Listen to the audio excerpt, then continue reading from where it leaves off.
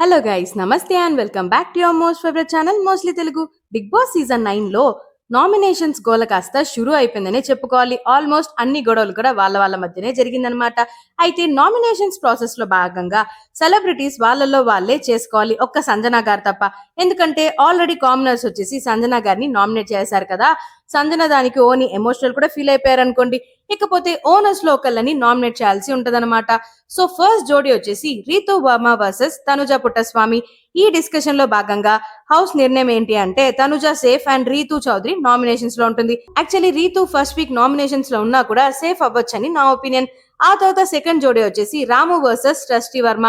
అయితే ఈ డిస్కషన్ లో భాగంగా రాము అయితే సేఫ్ అవుతాడు అండ్ అలానే ట్రస్టీ వర్మ వచ్చేసి నామినేషన్స్ లో ఉండబోతుంది. ఇక ఆ తర్వాత థర్డ్ జోడీ వచ్చేసి భరణి అండ్ మన సుమన్ శెట్టి గారు. ఈ డిస్కషన్ లో భాగంగా బర్నీ గారు సేవ్ అవుతారు అండ్ సుమన్ శెట్టి నామినేట్ అవుతారు. ఇక మిగిలిన వాళ్ళందరూ కూడా నామినేషన్స్ లో ఉన్నట్టే అనమాట. సో ఈ ప్రకారం చూసినట్లయితే కనుక ఓనర్స్ నుంచి బర్నీ గారు అండ్ రాము రాథోడ్ తప్ప మిగిలిన వాళ్ళందరూ కూడా నామినేషన్స్ లోకి అయితే రావడం జరిగింది.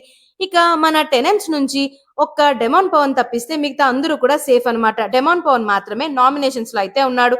సో ప్రస్తుతానికి ఇదనమాట విషయం.